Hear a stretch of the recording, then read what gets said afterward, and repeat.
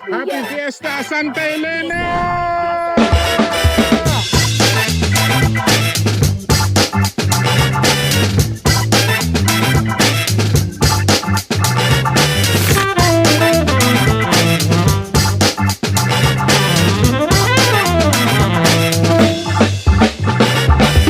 Oops. Pero bago yan, ito muna ang mga nangyari. Mga kulay, nakikipiesta tayo sa Santa Elena.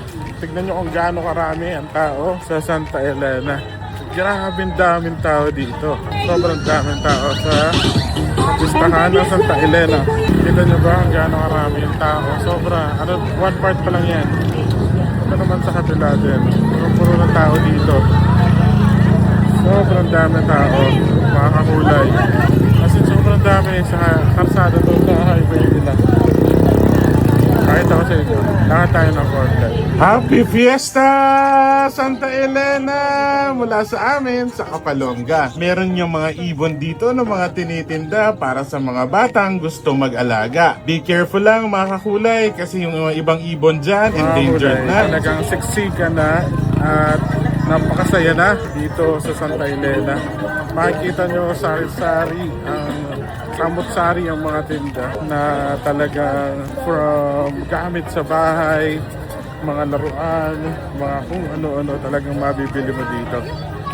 Kasi napakadaming mga tindahan na hindi mabilang-bilang. Napakasaya dito mga kulay. Dito tayo, nagtitingin-tingin ng mga ano, mga plato, baso, ganyan. Daming tinda dito. Sign of adulting na mili tayo ng mga mangkok mga kulay. Ito yung napili natin. Yun ito mga kulay. Daming tinda dito na kung ano. Let's go! At meron niya dito malaking unggoy at aso. Ito. Tingnan niyo.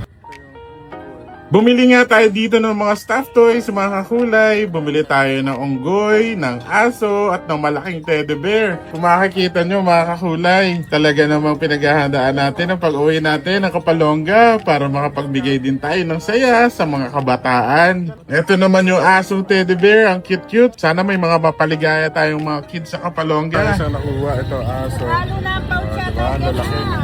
Let's go. Dami natin po sa libro sa mga bata. Nakikain niya tayo dito sa isang direktor ng Canoreco sa Santa Elena. Salamat po sa pagtanggap po sa amin. Nakikain po kami sa bahay ninyo. Ang sarap ng mga food. Napakarami nga nilang hinanda sa atin mga kakulay. Talaga naman, grabe mag-fiesta ang Santa Elena. Happy Fiesta po ulit mula sa amin sa kapitbahay nyo sa Kapalonga. Kain po tayo mga kakulay. Talagang tinikman natin lahat ng putahe at lahat ng putahe dito. 2 thumbs up para sa atin. Ay nako, ang sarap makifiesta mga kakulay.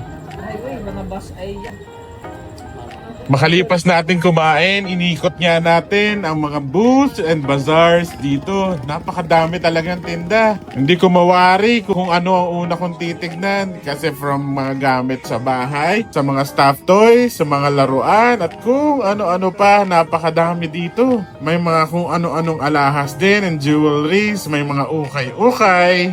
At kung ano-ano pa. Dito naman may mga lint remover, mga kutsilyo, mga itak at taga. Meron din mga desserts at mga inumin. May mga tsinelas, may mga puto bongbong. Talaga naman lahat ng gusto mo nandito mga kakulay. Fiestang fiesta talaga. Ito naman sa Santa Elena mga kakulay, ang isa sa pinakamalaking dahilan kung bakit dinarayo ang fiesta dito. At naglakad-lakad pa nga tayo banda roon mga kakulay. Talagang ang dami-daming iba't ibang choices. Yun lang mga kakulay, salamat sa pagsama sa amin sa another food and travel adventure.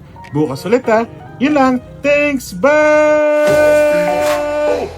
Hindi ko na boss beat, laging na street, walang pa. Boss beat, boom boom, walang tatalo pa. Boss beat, tatak mo'y dala.